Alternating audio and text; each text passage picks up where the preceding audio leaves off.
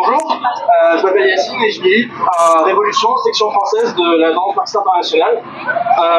Nous sommes des marxistes révolutionnaires dans le monde entier qui s'organisent pour renverser le capitalisme. Et d'abord, merci à tous les organisateurs, notamment à Vertier et Dupin des Roses, pour le rassemblement et pour la possibilité d'intervenir.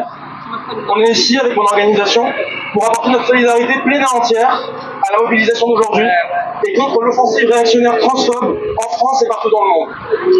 Les personnes trans, elles font partie des membres les plus vulnérables de la jeunesse et de la classe ouvrière. L'oppression qu'elles subissent au sein de la société de classe, elle est non seulement violente et inacceptable, mais elle empire avec la crise du capitalisme. Ici, l'exemple des propositions de loi du RN et des Républicains, c'est symptomatique. Sous défense de prétendument défendre les enfants, on s'attaque à des droits fondamentaux.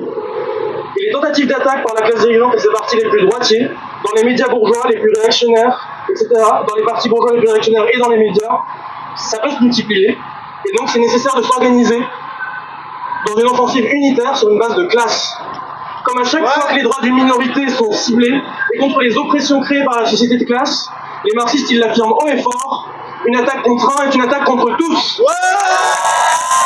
Macron et son gouvernement ils font encore semblant pour l'instant de s'intéresser au sort des personnes LGBT. Mais vous le savez parfaitement, dans les faits, ils restent sourds aux revendications réelles des personnes trans et à leurs organisations. Ils continuent à adopter des mesures transphobes, comme le retrait du droit à l'IVG pour les hommes trans dans la constitutionnalisation. Mais changer leur posture de surface, même leur posture de surface, elle peut changer. Aujourd'hui, le racisme et l'islamophobie, c'est devenu peu à peu un pilier du capitalisme français pour sa stabilité, pour diviser la classe ouvrière. Et demain, mais même aujourd'hui en fait, la stigmatisation, les mensonges, les calomnies sur les personnes transgenres peuvent constituer un levier aussi pour Macron et sa clique. Aucune confiance ne doit être accordée à la classe dirigeante pour la protection des personnes LGBT. Ce sont les mêmes grands patrons, les mêmes impérialistes, les mêmes politiciens qui soutiennent le génocide à Gaza, qui viennent ensuite pleurer des larmes de crocodile sur le sort des Gazaouis, qui viennent le matin faire semblant de soutenir les LGBT et l'après-midi instrumentaliser nos droits pour justifier le massacre en Palestine. Et c'est en face la même classe ouvrière, la même jeunesse qui doit riposter ensemble. Nous devons lutter contre l'offensive réactionnaire en cours et pour les droits vitaux des personnes transgenres. Les revendications de ce rassemblement, elles sont les nôtres, que ce soit la transition libre et gratuite, à la demande, avec un vrai accompagnement plutôt qu'une psychiatrisation forcée, l'accès concret à la PMA pour toutes et tous, l'arrêt des mutilations sur les personnes intersexes, plus largement la lutte contre les réformes d'austérité, ça rejoint directement ces revendications, parce qu'on a besoin d'investissements massifs dans les hôpitaux, dans les services publics, pour l'accompagnement et la prise en charge des besoins administratifs et médicaux des personnes transgenres, dans l'éducation pour former sur ces sujets. Mais les réformes, elles ne suffiront pas, car elles ne seront jamais pérennes sur le capitalisme.